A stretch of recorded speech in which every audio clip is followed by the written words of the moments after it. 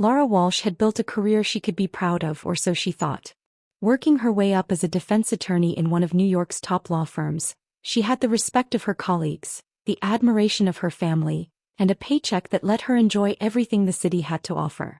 But somewhere deep down she knew her work wasn't exactly making the world a better place. She spent more time defending corporate giants than standing up for the little guy. One evening as she left the office after a late client meeting, she was already on edge. Her boss, Curtis, had tossed another high-profile case her way, saying, "I know you'll kill it, Walsh. You're the best we got." Normally, a compliment from him would have felt like gold, but something about this case didn't sit right with her. It involved pushing a rezoning ordinance that would put hundreds of families at risk of losing their homes. And sure, she was being well compensated for it, but it didn't feel good. Not in her gut. Lost in thought, she almost didn't notice the scruffy-looking man standing by the office building's parking lot, near her car. Her mind instantly went on alert. He had a worn jacket and unkempt hair, and his whole appearance screamed homeless. Laura tensed up, quickening her pace and digging her keys out of her bag. As she got closer, he turned around, meeting her gaze directly. "Excuse me, ma'am," he said, his voice steady and his tone polite but tired. "I was wondering if—" "Back off," Laura snapped, holding her hand up instinctively. She didn't want to hear whatever sob story he had. She'd been in New York long enough to know that any interaction with a stranger could mean trouble. This wasn't her first rodeo. The man looked taken aback but didn't move. He held her gaze and she could see something in his eyes, hurt, maybe anger, but mostly a deep, unsettling weariness. "I'm not asking for money, just some help," he said quietly. But Laura was already pulling out her phone, ready to dial for security if things escalated. She was tired, it was late, and she didn't want any trouble. "Look, I don't have time for this," she muttered, walking around him and unlocking her car. "Just leave people alone, okay?" She half expected him to shout after her or get aggressive, but instead he stepped back and watched her with that same hollow stare. "People like you," he said almost to himself. "Always in a rush to assume the worst." She felt a twinge of guilt as she drove off, but shook it off. New York was a tough city, and she'd learned the hard way that the only way to survive was to toughen up too. The next day, Laura brushed off the incident. There were other, more pressing matters. Curtis had called her into his office for a final rundown on the rezoning case, and she needed to be sharp. She put on her most professional face, ignored the nagging discomfort in her gut, and dove into work.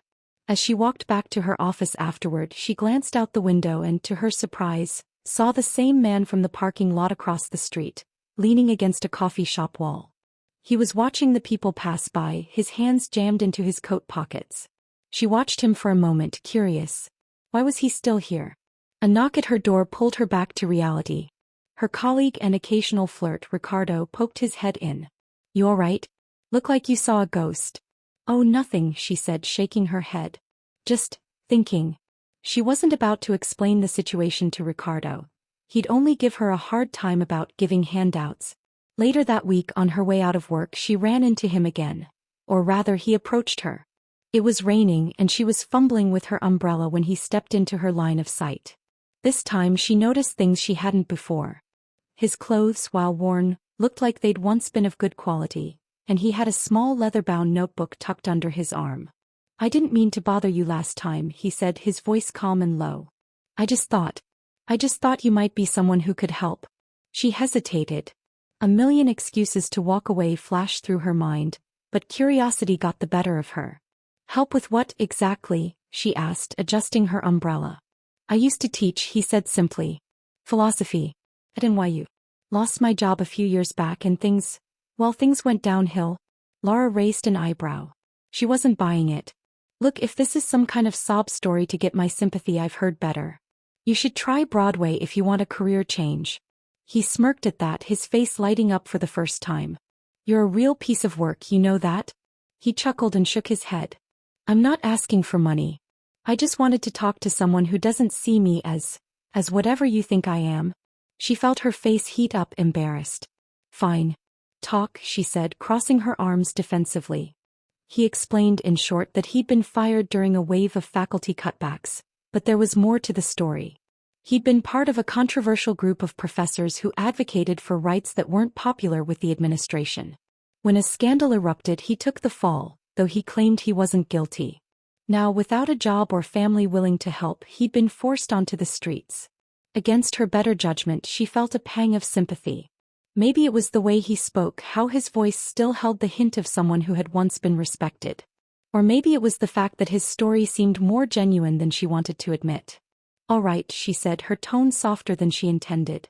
"If I wanted to help, where would I start?" A flicker of hope crossed his face. "I don't need much. Just a point in the right direction. Someone who knows people." As much as she hated to admit it, he had a point. She had connections, people who could probably help him get back on his feet if she really wanted to make a few calls. But was she really about to get involved in this stranger's life? After a moment, she nodded. "Fine. I'll see what I can do. Just don't get your hopes up." He smiled, that same weary smile she'd noticed before. "Thanks, Emsk." "Lara," she said, unsure why she felt a small warmth in his gaze. "Just Lara." "Thanks, Lara." Lara didn't really expect to see Miguel again, but she couldn't shake the memory of their conversation. Over the next few days, she found herself drifting back to that look in his eyes, the kind of haunted expression that came from seeing too much of life's harshness up close. She kept telling herself it wasn't her problem, that she'd already done enough just by talking to him, but somehow she couldn't convince herself to let it go. A week later, on a Friday evening after another long day, she spotted him again. He was sitting at a bench across from a food truck in Bryant Park, slowly eating a sandwich like he was trying to make it last. She debated walking over for a good minute, torn between wanting to help and the sinking feeling that she might be getting in over her head. She approached slowly, half hoping he wouldn't notice her. But of course he did. "Oh," he said, mildly surprised. "Back to make sure I'm not scamming anyone?" "Don't flatter yourself," Lara replied, but there was no bite in her tone this time. "I just wanted to see if you'd made any progress." He shook his head, still smiling that half smile. "Progress is a luxury for people who don't have to worry about tomorrow." That line hit her harder than she wanted to admit. She cleared her throat, trying to cover up the flash of pity that crossed her face. "Look, I thought about what you said last time. I have some contacts who work with local shelters and employment programs. They might be able to help you find a place, maybe even some work. It's not a guarantee, but it's something." Miguel watched her with an intensity that made her uncomfortable. "Why would you do that? You don't owe me anything." She shrugged, avoiding his gaze. "I guess I owe myself a clear conscience. It's complicated. More complicated than she'd care to admit." He chuckled, a low, dry sound. "Complicated is one way to put it." He looked down at the half-eaten sandwich in his hands. "I've spent a long time thinking about the choices people make. Whether we're really just defined by what we're forced to do or if we have some say in the matter." "Deep thought for a Friday night," she said, smiling slightly. "But I get what you mean." She sat down beside him on the bench, and for a while they just watched the people pass by. She felt a strange sense of calm around him, something she didn't get even from her closest friends.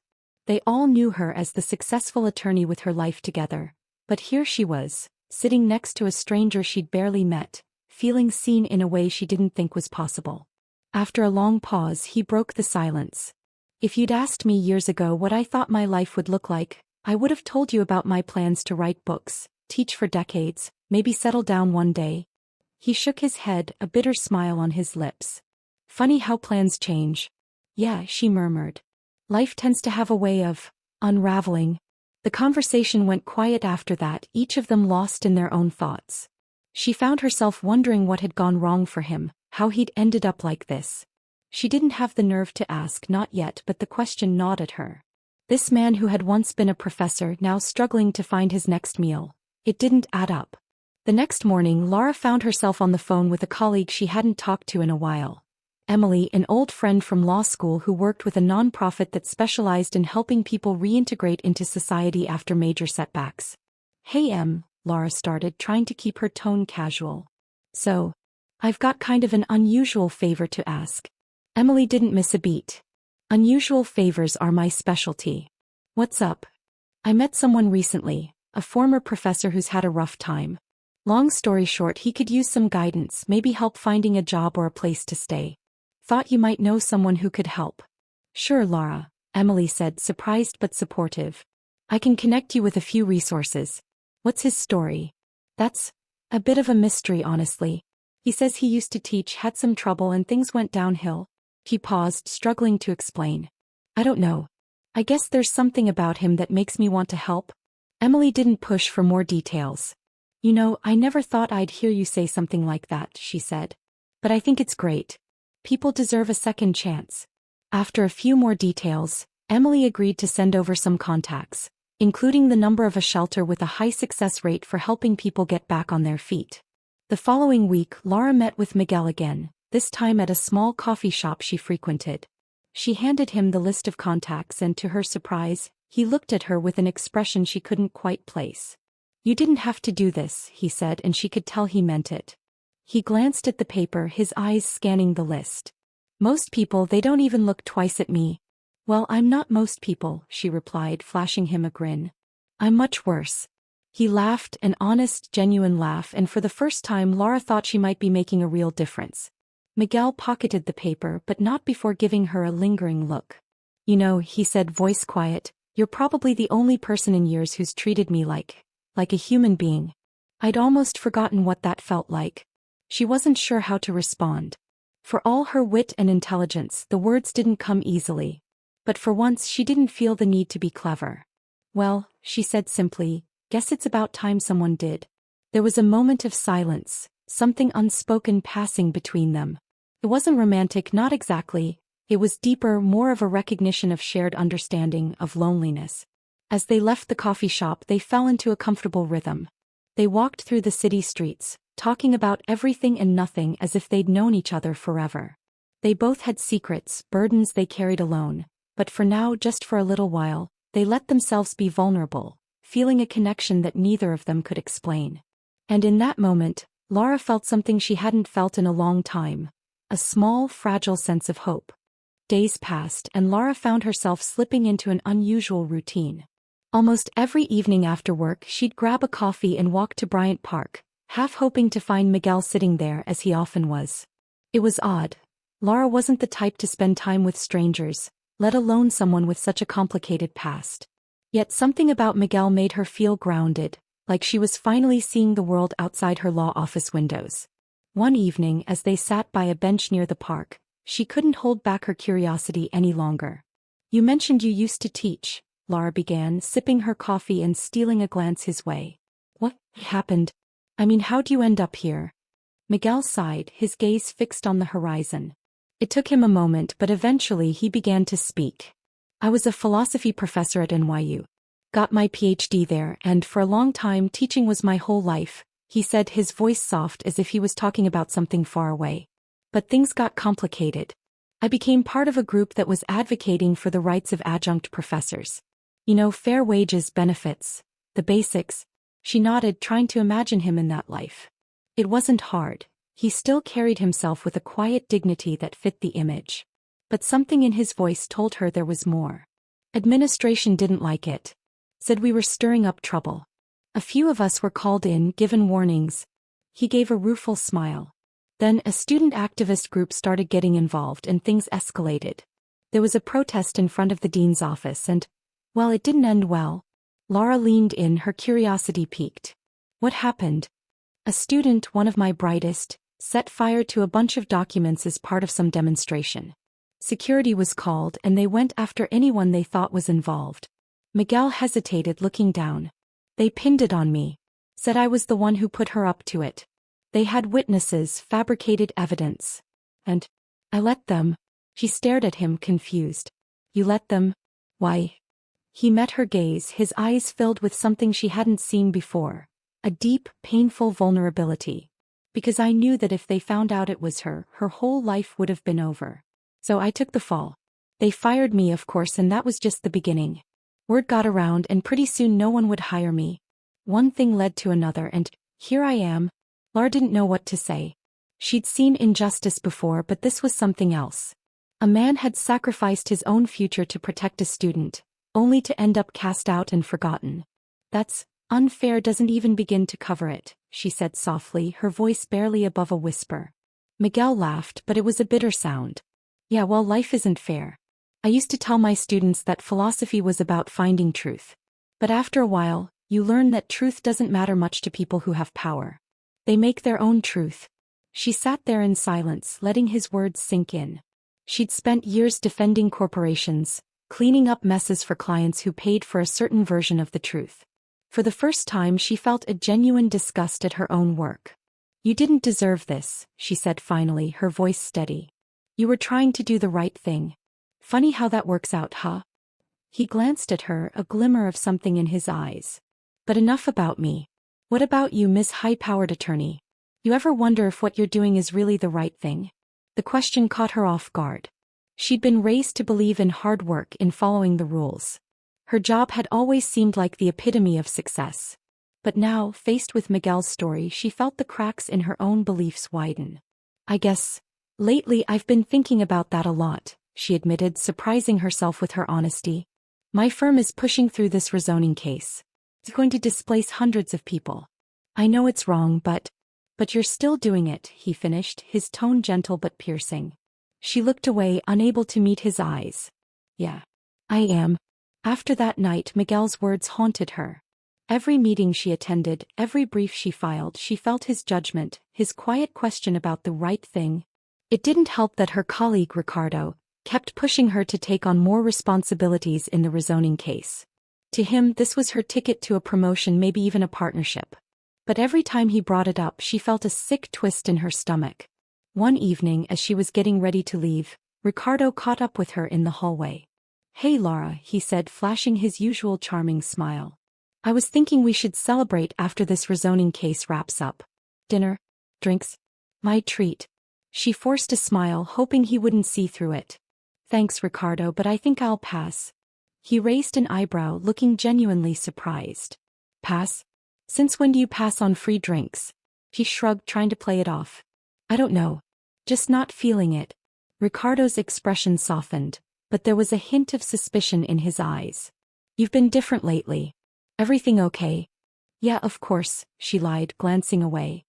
He didn't seem convinced, but he let it go, muttering something about her needing a vacation.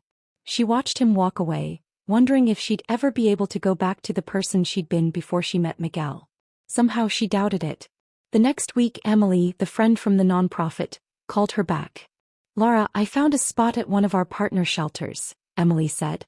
"It's not fancy, but they've got a bed open, and Miguel could stay for a few weeks while they work on finding him something more permanent." Laura felt a surge of relief. This was exactly what she'd been hoping for.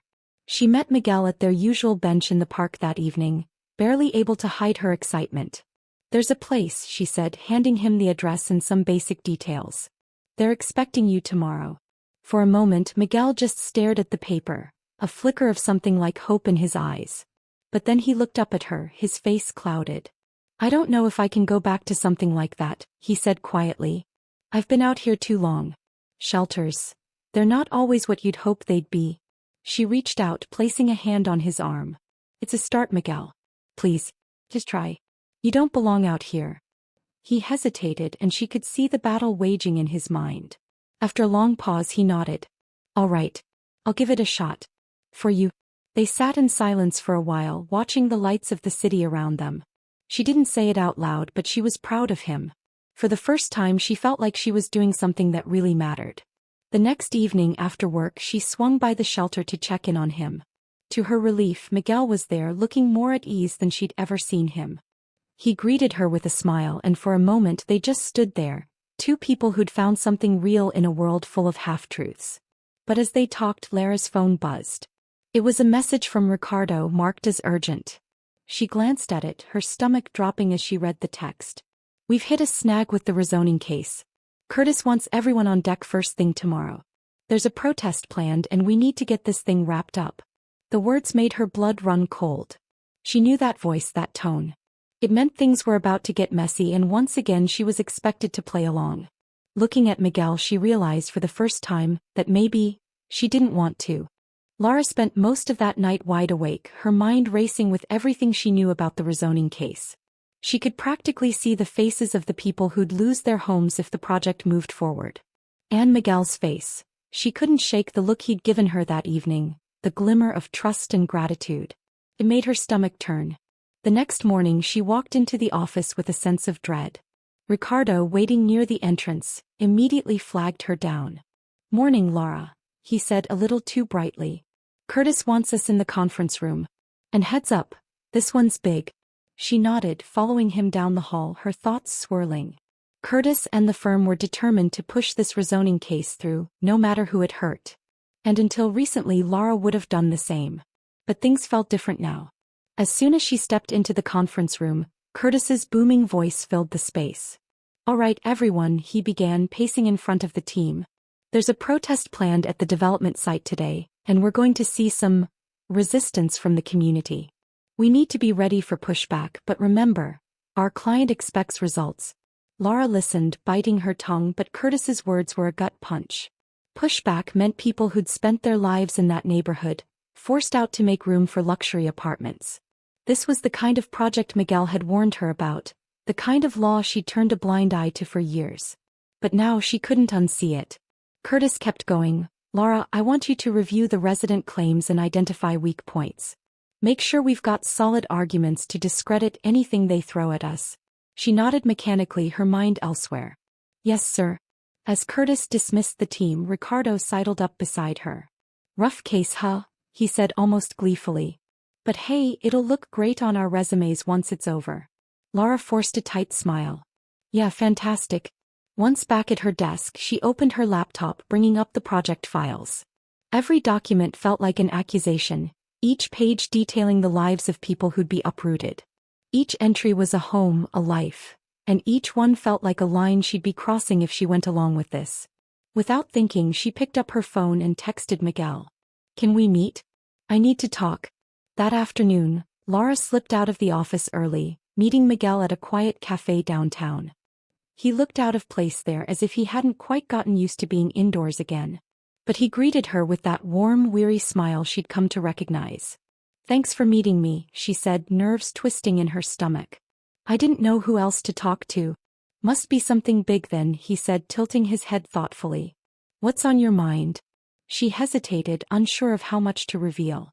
But after everything they'd shared, she owed him the truth. It's this case I'm working on," she began, fidgeting with her coffee cup. "The rezoning one. The firm wants to push it through, even if it means kicking people out of their homes. People like you." Her voice wavered slightly. "I don't know if I can go through with it." Miguel's face darkened. "So you're one of them," he said quietly, disappointment clear in his voice. "No, it's not like that," she insisted, her heart pounding. "I didn't realize. I used to think these cases were just business.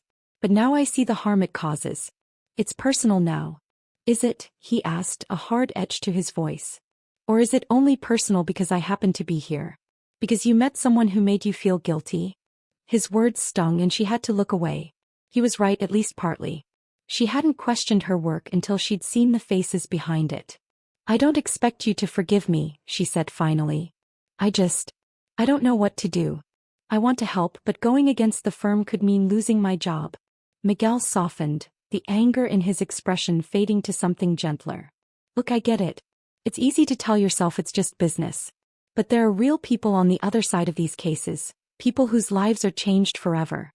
She nodded, feeling the weight of his words. She'd always known on some level, but hearing it from him made it impossible to ignore. "So what do I do?" she asked, almost pleading. He shrugged, looking down at his hands. "You have to decide what matters more, your job or your integrity." The words hung between them, heavy and undeniable. She knew he was right, but the decision wasn't as easy as he made it sound. She'd worked so hard to get where she was, sacrificed so much. But as she looked at Miguel, she realized that if she kept going down this path, she'd be sacrificing something far more important. She took a deep breath, feeling a strange sense of clarity. "Thank you," she said, her voice steady. "For making me see things differently." He nodded, a faint smile on his lips. "Guess that's what philosophers are supposed to do." They left the cafe together, and as they walked down the street, she felt a sense of calm she hadn't felt in years.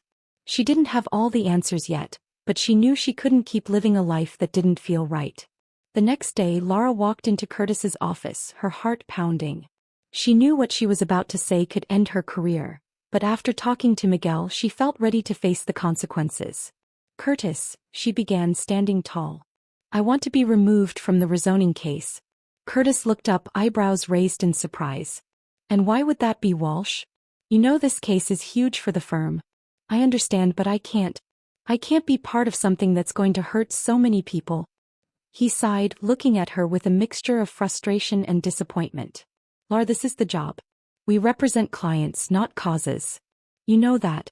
I know, she said quietly. But I can't do this one. Curtis watched her for a long moment, his gaze unreadable. Finally, he shook his head. Fine. You're off the case. But don't expect me to be this understanding again. We can't afford bleeding hearts around here. Lara left his office feeling a strange mix of relief and dread. She'd done the right thing, but she knew there would be consequences. As she sat back at her desk, she felt her phone vibrate. It was a text from Miguel. How'd it go? She couldn't help but smile as she typed her reply.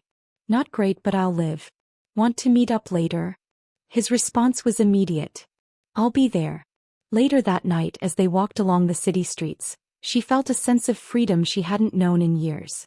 Miguel glanced over at her, his expression warm. You seem different, he observed. Yeah, she admitted, feeling lighter than she had in a long time. I guess I am. For the first time in a long time, she felt like she was on the right path, and that was something worth holding on to. For a while, it seemed like Lara could handle the fallout from stepping back on the rezoning case. Curtis had reassigned it to Ricardo, who had been more than happy to take over. But the atmosphere at work had shifted. Her colleagues sensed something was off. Even though no one said it out loud, she could feel the judgment and the whispers behind her back. Ricardo in particular seemed to enjoy rubbing it in.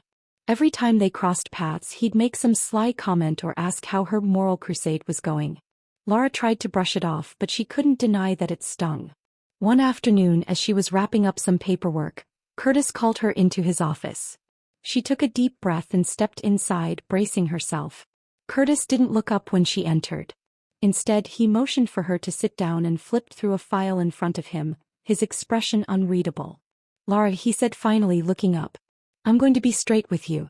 This little stunt with the rezoning case, it hasn't gone unnoticed. She kept her face steady, though her heart was racing. I understand that, Curtis. But I couldn't in good conscience. Conscience, he interrupted, his tone sharp. I'm not paying you for your conscience, Lara. I'm paying you to get results. To support the clients we have, regardless of your personal opinions. She met his gaze, refusing to back down. I know that, Curtis. But I believe there are limits to what we should support. This case, it crossed a line. Curtis sighed, pinching the bridge of his nose. Look, I don't care what you think outside of work. But if you want to stay here, you need to get your priorities straight. We're a business, not a charity. She bit her tongue, nodding silently. She knew he was right, at least by the firm's standards. But standing her ground felt like the only choice she could live with. Curtis leaned back in his chair, watching her carefully. I'm going to give you a warning this time. But if anything like this happens again, we'll have to reconsider your place here. Understood, she said, keeping her voice steady, though she felt a pang of fear. Good, he replied curtly. You're dismissed.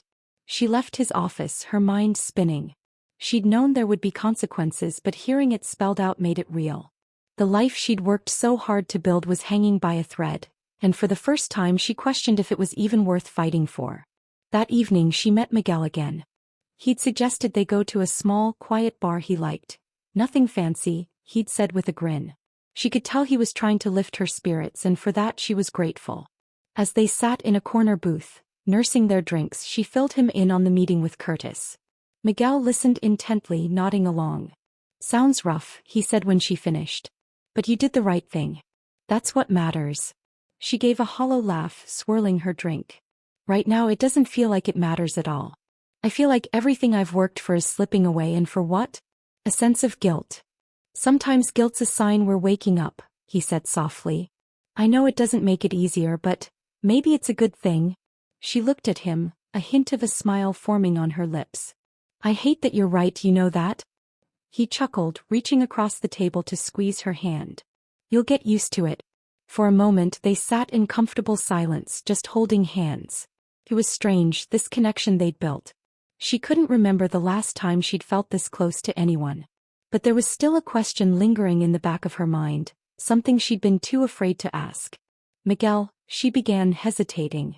Do you ever think about going back to teaching? A shadow crossed his face and he pulled his hand back slowly. I don't know. I lost a lot when I left. Teaching was everything to me, but after what happened, it's hard to believe I'd ever be welcome in that world again. She frowned, feeling a pang of sympathy. You don't have to give up on it forever. You're brilliant, you could do so much. He shrugged, his gaze distant. Maybe. But sometimes the past feels too heavy to carry. You think you're moving on and then something reminds you of who you used to be. And you realize, you can never go back. His words hit her harder than she expected. She'd thought of Miguel as someone who'd been wronged, who'd lost everything but still had hope. Now she saw the pain he carried, the sense of defeat that haunted him. And she felt a newfound determination to help him find a way forward, even if he didn't see it yet. A few days later, as she was wrapping up work, Emily from the nonprofit called her. Laura, I just heard some news that might interest you, Emily said, excitement in her voice. There's a teaching position opening up at a community college in the Bronx. They're looking for someone who can lead philosophy classes part-time. I thought of Miguel. Lara's heart skipped a beat. Are you serious? That's amazing. I don't know if he'll go for it, but it's worth a shot. They talked for a few more minutes, and by the time Laura hung up, she felt a glimmer of hope she hadn't felt in days. She could already imagine Miguel's reaction. The disbelief, the hesitation, and maybe, just maybe, a hint of excitement. She texted him immediately. Got big news. Meet me tonight. He replied quickly. Sure. Usual spot. When she saw him that evening, he was his usual guarded self, but she could tell he was curious. She didn't waste time, blurting out the news almost as soon as he sat down. There's a teaching position opening up, she said, barely containing her excitement. At a community college. Part-time philosophy. It's in the Bronx, but it's something. Miguel stared at her, his expression unreadable. For a long moment he didn't say anything and she felt a pang of anxiety. Had she overstepped? Laura, he said finally, his voice low. I don't know what to say. Say yes, she urged. I know it's not what you're used to, but it's a start. You could make a real difference. He looked down, his hands clenched tightly. I appreciate it, I really do. But after everything that happened, I don't think I'm ready to go back. Her heart sank, but she forced herself to stay calm. I get it. It's a big step. But Miguel, you've got so much to offer. Don't let one mistake, one injustice, take that away from you. He looked at her, his gaze intense. It's not that simple. I've been out of the game too long. And honestly, part of me doesn't believe I deserve it anymore. She reached out, placing her hand over his. You do deserve it. More than anyone I know. And if you don't believe in yourself, then let me believe in you. Just think about it. He sighed, nodding slowly. All right. I'll think about it. No promises. It wasn't exactly a yes, but it was enough to give her hope. And as they walked out into the cool night air, she felt a sense of possibility. A feeling that maybe, just maybe, they were both on the verge of something new. As they parted ways that night, Laura couldn't shake the feeling that they'd crossed a line. She had started this journey trying to help Miguel, but now he was helping her too. He'd shown her a part of herself she hadn't known existed, a part that craved honesty and purpose.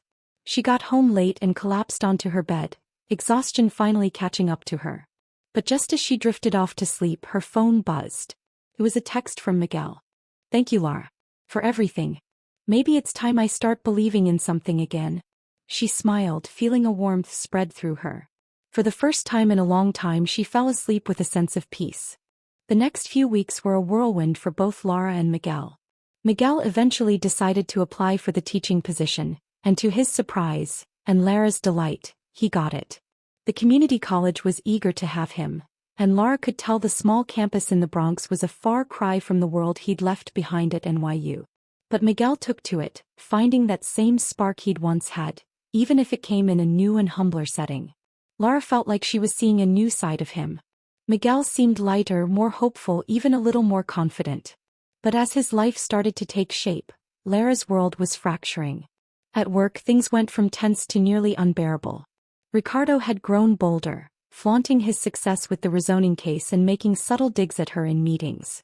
It was like he could smell weakness and he wanted everyone to see that he'd been the one who picked up the slack. But the final straw came one evening when she overheard him talking to Curtis just outside her office. Honestly, Curtis, it's a shame about Laura, Ricardo was saying, his voice low but carrying a distinct smugness. She's clearly distracted. I mean, we all have to make sacrifices, right? But maybe she just isn't cut out for it. Lara's face burned as she listened, anger rising in her chest. After everything she'd done for the firm, every late night, every line she'd crossed, Ricardo was painting her as a liability. Worse, Curtis didn't even defend her. She heard him give a non-committal grunt, as if he was actually considering what Ricardo was saying. It was then Lara realized that her loyalty to the firm had always been one-sided. She'd given them her time, her energy, her integrity, and now they were ready to discard her the minute she stepped out of line. By the time she got home that night, she was seething. She texted Miguel asking him to meet her the next evening, and he agreed right away. When they met, she didn't bother with pleasantries. She just blurted out everything from Ricardo's manipulations to Curtis's dismissal of her work. "I've given them everything, Miguel," she said, her voice tight with frustration. "I sacrificed so much for this career, for this firm. And they don't care. They never cared." Miguel listened patiently, nodding along, his face thoughtful. When she finished, he took a long breath before speaking. "Lara, I know this feels like betrayal. And it is. But maybe this is a chance to start fresh," he said, his voice gentle. "You've been questioning this place for a long time. Maybe it's time to take a step back." She looked away, her mind spinning. "But then what? This is all I know.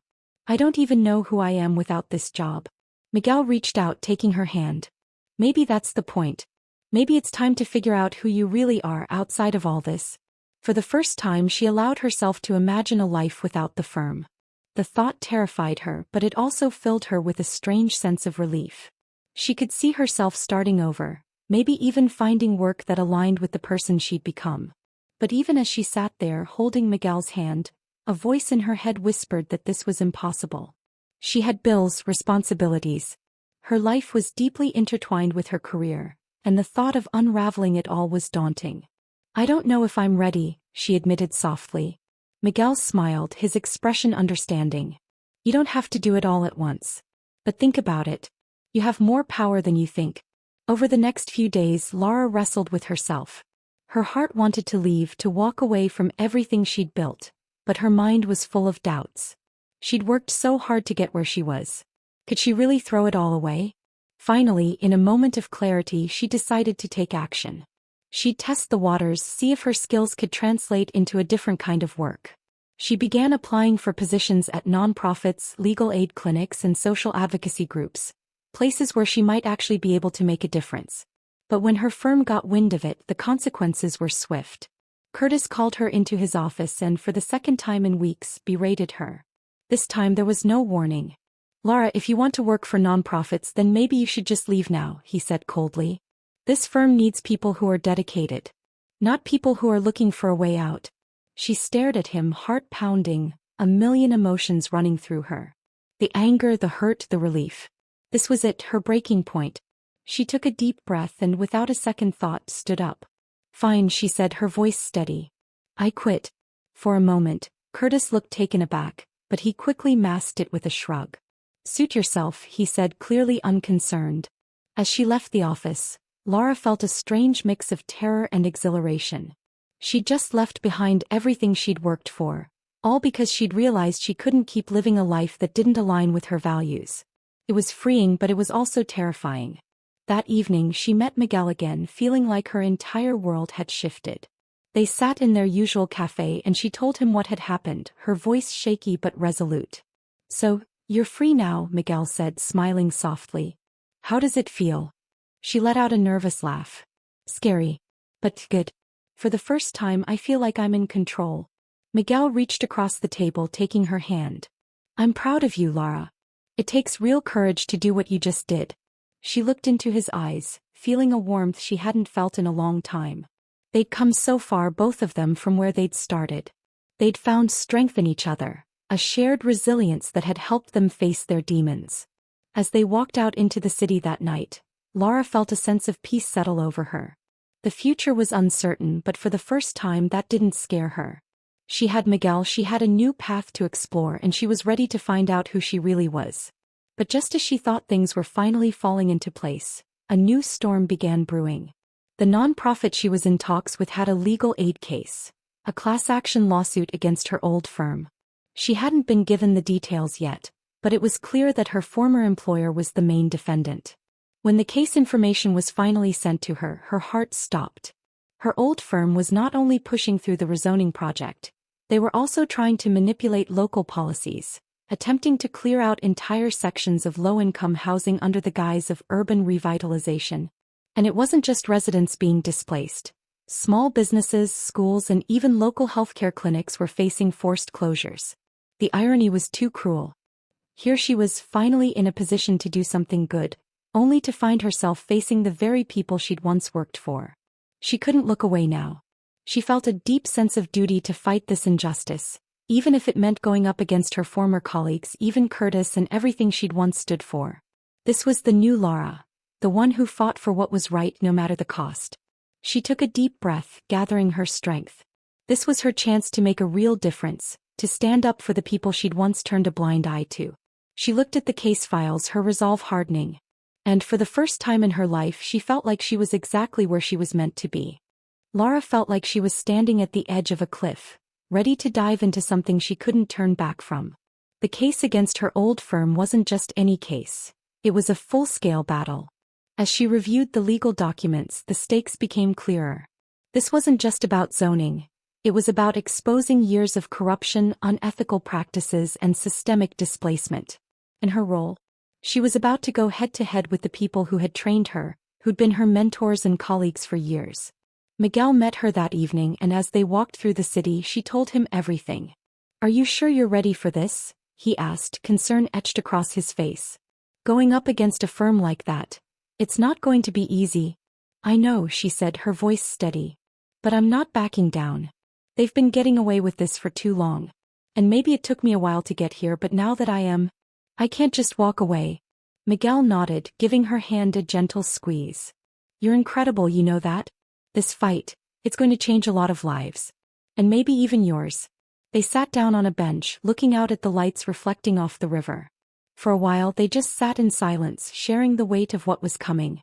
She knew Miguel worried about her, about the toll this case would take, but she also knew he believed in her, more than anyone ever had. The next day, Lara joined a team of lawyers at the nonprofit. They'd been working on the case for months, but with her background and knowledge of the firm's tactics, they now had a serious advantage. She was nervous, but she felt a sense of purpose she hadn't felt in years. This was what she'd been searching for. Her new boss, an older attorney named James, welcomed her with a grin. "Glad to have you, Walsh. You're about to make some powerful people very unhappy." "Good," she replied with a smirk. "I hope they remember my name." They got to work right away, combing through contracts, emails, and internal memos. With each piece of evidence, the case grew stronger. They uncovered records of bribes paid to city officials, evidence of fake public surveys, and even fraudulent environmental reports used to justify evictions. Every document, every detail painted a picture of a firm willing to bulldoze anything, and anyone, that got in their way. The hardest part, though, was realizing how much of it she had overlooked when she'd worked there. Lara had seen some of these files before, signed off on reports she now realized had been manipulated. She'd played a part in the harm these people were facing, and that guilt weighed heavily on her. But she was determined to make it right. As the weeks went on, her old firm got wind of her involvement in the case. And just as she'd feared, they didn't take it lying down. Curtis, clearly feeling betrayed, sent her an email that dripped with bitterness. "Lara, you've made your choice and now you'll live with the consequences. Going up against us is a mistake. You're not the saint you pretend to be, and we both know it. Remember who taught you everything you know. And remember that I can make things very difficult for you if I choose to." She read the message, feeling a mixture of anger and sadness. Curtis had been a mentor, someone she'd once admired. But now he was the face of everything she despised in her old life. His threat only fueled her determination. Miguel's reaction was more passionate. "He thinks he can scare you into silence? That's exactly why this case needs to go forward. People like him, they're used to getting away with everything." She nodded, clenching her fists. "I know. But I'm not afraid of him anymore." As the court date approached, the pressure intensified. Lara found herself working late nights, poring over every document, prepping witnesses, rehearsing opening statements. Her team was small but fierce, and their passion reminded her of why she'd started this journey. She felt like she'd finally found her people. One night as she was wrapping up at the office, her phone buzzed. It was her mother. "Laura," her mom began, her tone worried, "I ran into one of your old colleagues today. They told me you're suing your old firm. Is that true?" Laura sighed, bracing herself. She hadn't exactly broken the news to her family yet, and she knew they'd be shocked. Her family had always been proud of her success, of the life she'd built in the high-powered legal world. She knew they wouldn't understand why she'd thrown it all away. "Yes, it's true," she said, keeping her voice calm. "I left the firm, Mom. They were doing things I couldn't stand behind." There was a pause, and she could practically feel her mother's disapproval over the phone. "Laura, are you sure this is wise? You worked so hard to get where you were. This feels like throwing it all away." "I know it seems that way," Laura replied, trying to keep the frustration out of her voice. "But I had to follow my conscience. They were hurting people, Mom. People like Miguel." Her mom hesitated, then sighed. "I just hope you know what you're doing. We all want what's best for you, Laura. Just be careful." She hung up, feeling a pang of disappointment. She'd known her family wouldn't understand, but it still hurt to feel like she was letting them down. But as she looked around the office at the walls covered in documents and witness statements, she knew she couldn't turn back now. She was in too deep and the stakes were too high. The day of the trial finally arrived, and Laura felt a mixture of nerves and resolve. The courtroom was packed, and when she saw Curtis sitting with his high-priced legal team, her heart raced. He gave her a cold, hard look, one that made it clear he wasn't there to lose. As the trial began, Laura watched as her team presented their case. They laid out the evidence piece by piece, painting a damning picture of the firm's actions. Curtis's team tried to discredit the witnesses, to dismiss the evidence, but Lara's team held strong. She'd prepped each witness herself, and they spoke with conviction and clarity. When it was her turn to speak, she stood, addressing the court with the confidence she'd honed over years in the field. But this time she wasn't just defending a corporation or fighting for a paycheck. She was fighting for people, for justice, and for her own redemption. In her closing argument, she looked directly at Curtis.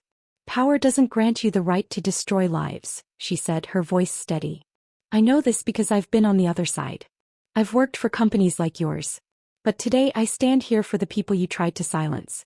And I'll keep standing here no matter how long it takes, because justice isn't for sale." There was a silence in the courtroom as her words sank in. For a moment, Curtis's mask slipped and she saw the anger in his eyes. But she held his gaze, refusing to back down. That night, as she and Miguel walked through the city, she felt an overwhelming sense of relief. The trial wasn't over and the verdict would take time, but she knew they'd done everything they could. "You were incredible," Miguel said, a proud smile on his face. "I've never seen anyone speak like that in court." She laughed, feeling a warmth spread through her. I couldn't let them win. Not this time." They stopped by the river, watching the lights of the city flicker on the water. She felt a calm settle over her, a sense that she was finally on the right path. "You know," Miguel said, his voice soft, "meeting you changed everything for me. I never thought I'd find hope again, but you gave me that." She looked up at him, feeling her heart swell. "And you reminded me of who I want to be. I never would have done any of this without you." He leaned down, brushing a strand of hair from her face. They stood there, close enough to feel each other's warmth, and for a moment the world faded away. In that quiet moment they both knew they'd found something real, something that went beyond their struggles, their pasts, or even the fight for justice. They'd found a connection, a shared purpose that anchored them through the chaos. And for the first time, Laura felt like she was exactly where she was meant to be. The next few days were a blur of anticipation and tension as the court deliberated. Every morning, Laura checked her phone compulsively, waiting for updates from her team. She knew the verdict would be a turning point, not only for her clients but for herself and Miguel. This case had become a fight for more than just justice. It was her way of proving, both to herself and to everyone watching, that she'd chosen the right path. Miguel was by her side, unwaveringly supportive. They'd fallen into a comfortable rhythm, spending every spare moment together. After the trial, he'd invited her to one of his classes at the community college, and she'd watched in awe as he lectured on ethics to a room full of students. Seeing him back in his element reminded her of the strength he'd always had, even when life had beaten him down. Now he was rebuilding just as she was, and that connection only deepened her feelings for him. On the morning the verdict was announced, she could hardly sit still. Her team gathered in a small conference room at the nonprofit, waiting to hear the judge's decision. James, her boss, placed a comforting hand on her shoulder. "No matter the outcome, you've done something incredible here, Lara," he said, his voice filled with pride. "This is just the beginning." She nodded, feeling the weight of his words. This was her first big step in this new life, and she knew it wouldn't be her last. Finally, the call came through. The judge had ruled in their favor. Not only would the residents receive compensation for the trauma and displacement they'd endured, but the firm would face a full investigation. It was a monumental victory, one that would set a precedent for similar cases in the future. Lara felt an overwhelming sense of relief and joy. She had fought for what was right and she'd won. She'd gone up against her past, against powerful opponents, and had come out on the other side. Her team erupted into cheers, hugging and high-fiving, and she found herself caught up in the celebration, the weight of the past months finally lifting. After the initial excitement died down, she stepped out to call Miguel. He picked up after a single ring. "We won," she said, her voice barely containing her excitement. There was a pause on the other end, and then he laughed, the sound warm and full of pride. "I knew you would. You're incredible, Lara." "Really? Couldn't have done it without you," she said softly. "Well, I'm glad I could be there for the ride," he replied, his voice full of emotion. They made plans to meet that night to celebrate. She could hardly wait to see him, to share this victory with the one person who'd stood by her through it all. That evening they met at a cozy little bar they'd come to love, a place tucked away from the busy streets. Lara felt lighter than she had in months, finally free from the weight of her old life. They ordered drinks, toasting to the victory, to new beginnings, to second chances. "You know," Miguel said, studying her with that familiar thoughtful gaze, "seeing you take on your old firm, that's something I'll never forget. You fought for those people like their lives depended on it. You fought like it was personal." "It was personal," she said, meeting his eyes. "For a long time I was part of the problem. I was part of the machine that put people like you out on the streets. This case, it was my way of making things right." Miguel reached across the table, taking her hand. "You've already made things right, Lara. You don't owe anyone anything. What you did, what you're doing, it's enough." They sat in silence for a moment, the world fading away around them. She felt a deep sense of peace, knowing she'd finally found someone who understood her, flaws and all. Miguel had seen her at her worst and had still believed in her. "Do you ever think about what's next?" he asked suddenly, breaking the silence. She tilted her head, smiling. "What do you mean?" "Well, you've taken down your old firm. You've built a new life, a new career. What else is there?" He grinned, but she could see the sincerity behind the question. "I don't know," she said thoughtfully. "Maybe there's more work to be done. More people who need help. I think I want to keep going, keep fighting cases like this." "And what about us?" he asked, his tone turning softer. He felt her heart skip a beat. It was a question they'd both been dancing around, unsure of what the future held. "I want this," she said simply, looking him in the eyes. "Whatever it is, whatever it becomes. I want us." He smiled, a warmth spreading across his face. "Then that's all I need to hear." In the weeks that followed, life fell into a new, fulfilling rhythm. Lara continued her work at the nonprofit, taking on cases that gave voice to people who'd been silenced. She became a fierce advocate, and with each victory she felt herself growing stronger, more grounded in who she was. Miguel continued teaching, inspiring his students with his passion and wisdom. He seemed at peace, content in the life they'd built together. They were both still healing, still learning to trust themselves and each other, but they'd found something real, something worth holding on to. One evening, as they sat in the park, Miguel turned to her with a serious expression. "Lara, have you ever thought about going public with your story?" She raised an eyebrow, surprised. "You mean, like an interview or something?" "More than that," he said, his tone thoughtful. "You have a story that could inspire others. People need to know that change is possible, that they can stand up against the things they feel trapped by. You could reach people in a way that a single court case can't." The idea made her nervous, but she couldn't deny the truth in his words. She had been given a second chance, had found a way to make a difference, and maybe her story could help others do the same. "I'll think about it," she said, her voice soft. "It's a big step." Miguel smiled, giving her hand a reassuring squeeze. "I know. But whatever you decide, I'm here. I'll always be here. She leaned into him, feeling a warmth and contentment she hadn't known before. They sat there watching the city lights, knowing that no matter what came next, they'd face it together. Laura had spent so much of her life chasing success, fighting for approval, seeking something she couldn't quite name. But now, sitting beside Miguel, her heart full, she knew she'd found it. She'd found the life she'd always wanted, the purpose she'd always searched for. And most importantly, she'd found someone who'd shown her that love wasn't something to be earned or chased. It was something to be shared. They didn't need grand plans or perfect answers. They had each other, and that was enough. A month after the trial, things started to feel almost normal.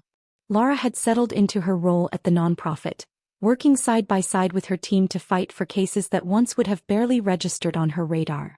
Each new client, each new case, reminded her of why she'd made this leap. But Miguel's suggestion about sharing her story lingered in her mind. She'd pushed it aside, unsure if she was ready for that level of exposure. Then one afternoon, James called her into his office. "Laura," he began, handing her a copy of the New York Times, "you've made some powerful enemies." She looked down at the newspaper, confused, until she saw the headline. "Corporate law firm under fire. Former attorney leads battle against former employer." Her stomach dropped as she scanned the article. It didn't mention her name explicitly, but it was clear they were talking about her. Curtis's firm had called the trial a betrayal by a disillusioned employee and claimed they'd been unjustly vilified by someone who failed to understand the business. It was a hit piece, carefully crafted to cast doubt on her motives. "Curtis doesn't want you to have the last word," James said, his voice steady but serious. "He's trying to paint you as some radical out for revenge. I thought you'd want to know." Laura clenched her jaw, feeling a surge of anger. She'd known Curtis would retaliate, but this public smear was something else. She looked up at James, who gave her a calm, encouraging smile. "This could be an opportunity," he said. "Maybe it's time to share your side of the story." Laura thought of Miguel, of the late nights they'd spent discussing her journey, her doubts. This was more than just a chance to clear her name. It was a chance to show people that they had power, that they didn't have to stand by and let the powerful dictate their lives. Maybe Miguel was right. Maybe this was bigger than her. "Okay," she said, her voice steady. "I'm ready." Laura and James arranged for a reporter from the New York Times to interview her at the nonprofit's office. It was an in-depth profile, covering her career trajectory, the cases she'd once championed, and the crisis of conscience that had led her to leave the firm. For the first time, she laid it all bare. Her involvement in cases that went against her ethics, the privileges she'd once taken for granted, and the people like Miguel who had forced her to re-examine her choices. When the interview was over, Laura felt raw, like she'd peeled back a layer of herself she'd kept hidden for years. She met Miguel that night, exhausted but filled with a strange sense of relief. "I did it," she told him, sitting down beside him at the bar. "It's all out there now. Everything." Miguel smiled, pride in his eyes. "I'm glad. People need to hear your story, Laura. You've been through hell and you came out on the other side with integrity. That's rare." She laughed, shaking her head. "I don't know about that. I just couldn't keep pretending." They spent the rest of the evening in quiet celebration, and for once, Laura felt a sense of peace. She'd faced her past, spoken her truth, and she was finally free. The article ran 2 days later with a headline that read, "The Whistleblower, an attorney's journey from corporate law to social justice." It was a thorough piece, detailing her career, her falling out with the firm, and her new life at the nonprofit. The story spread quickly, capturing public attention. People were drawn to her narrative. A successful attorney who'd risked it all to fight for justice. Overnight, she became a symbol for others who felt trapped in unethical systems, people who wanted to change but didn't know how. The response was overwhelming. She received emails from strangers sharing their own struggles, thanking her for her courage and telling her how her story had inspired them. Even her family, who'd initially been wary of her new path, called to express their pride. But there was one message that stopped her cold. It was from Curtis. "You may have won the public, but you're still a traitor. I built you, Laura, and without me you're nothing. This is a fight you can't win." She felt a pang of anger but forced herself to ignore it. Curtis had already lost, and his threats only confirmed it. He was lashing out because he knew he couldn't control her anymore. She deleted the message and blocked his number, finally freeing herself from his influence. As the months passed, Lara's profile continued to grow. She was invited to speak at conferences, and the nonprofit received a wave of new funding, thanks in part to her newfound visibility. She used her platform to advocate for underrepresented communities, speaking out against the very structures she'd once been a part of. Through it all, Miguel remained her anchor. He was her sounding board, her confidant, and the person who understood her better than anyone. Together they found purpose not only in their work but in each other. They'd come from different worlds, but they'd built a life together that felt true, something they could be proud of. One night, as they sat in their favorite cafe, Miguel reached across the table and took her hand.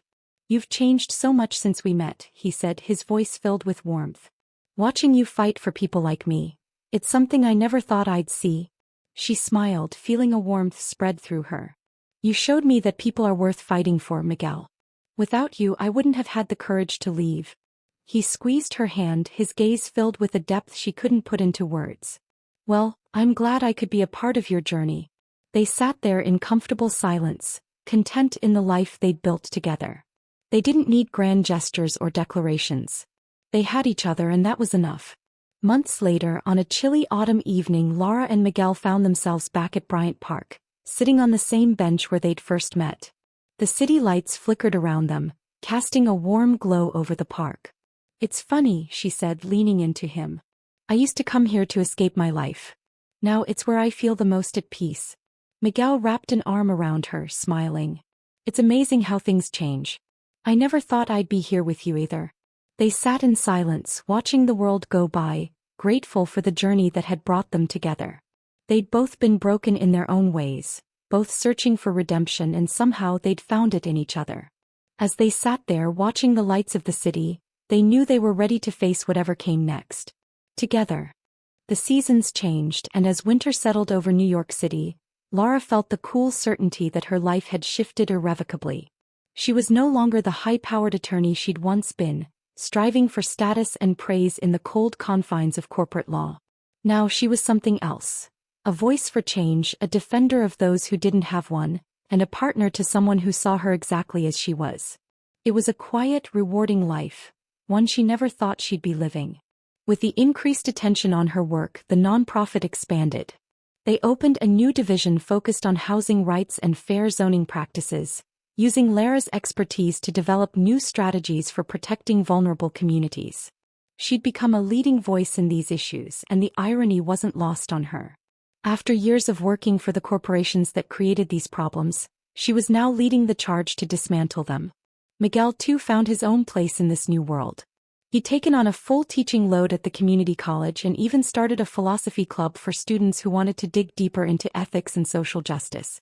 He was thriving, back in his element, and Lara couldn't have been prouder. One evening, after an exhausting week of casework and interviews, they found themselves cooking dinner together in her small but cozy apartment. Lara was chopping vegetables at the counter when Miguel slipped an arm around her waist, pressing a kiss to her cheek. "You know," he said, a mischievous grin on his face, "I never thought I'd be making stir-fry with an attorney who used to work for the dark side." She laughed, elbowing him playfully. "And I never thought I'd be here with a philosophy professor who used to make me question everything I thought I knew. Life's funny that way." They ate dinner by candlelight, the city lights twinkling outside her window. Afterward, they sat on the couch talking about their days and sharing small dreams for the future. It was a simple evening, nothing like the grand life she'd once imagined, but it was perfect. As they talked, she realized that she didn't miss her old life at all. She'd gained something far more valuable. A purpose that resonated with her, a love that grounded her, and a sense of peace that made everything else seem trivial. A few days later, Lara was approached by a local news station. They wanted to do a follow-up on her story, focusing on her work at the nonprofit and the changes her journey had inspired. She was hesitant at first, unsure if she wanted to step back into the spotlight, but Miguel encouraged her. "Think of how many people you can reach, Lara," he said. "People who feel trapped just like you did. This could give them hope." She nodded, feeling his words settle in her heart. She agreed to the interview, and the crew came to the nonprofit's office to film her. The questions were personal, probing into her decision to leave her old firm and the sacrifices she'd made along the way. But she answered each one with honesty, no longer afraid of what people might think. When the interview aired, the response was overwhelming. She received messages from people all over the country, thanking her for sharing her story and inspiring them to make their own changes. She even received an email from an old friend at her former firm, someone who confided that they too were thinking of leaving to pursue something more meaningful. It felt like a full-circle moment, a validation of everything she'd worked so hard to achieve. One snowy evening, as she and Miguel walked hand in hand through the city, she couldn't shake the feeling that something was about to change. She looked over at him, studying his face as he took in the sights of the decorated storefronts and twinkling holiday lights. "Penny, for your thoughts?" he asked, noticing her gaze. She smiled, squeezing his hand. "Just grateful. For all of this. For you." He stopped, turning to face her fully. "Me too, Lara. I never thought I'd have this again. A life, a purpose. Someone to share it with." In that moment she felt a surge of love so powerful it nearly took her breath away. Here they were, two people who'd once been lost, each carrying wounds they thought might never heal. And yet they'd found their way to each other, creating a life that was richer and more fulfilling than either of them could have imagined. Without thinking, she reached into her pocket, pulling out a small wrapped gift. "Here," she said, suddenly shy. "I know it's a bit early, but I wanted to give you something." He raised an eyebrow, smiling as he took the package. He unwrapped it slowly, revealing a leather-bound notebook. It was simple, but she'd chosen it carefully, knowing how much he loved to write, to record his thoughts. "For all your ideas," she said, her voice soft. "So you never forget them." Miguel looked at the notebook, then back at her, his eyes filled with warmth. "Thank you, Lara. This means a lot." He tucked the notebook into his coat pocket, then reached for her hand. "I have something for you too."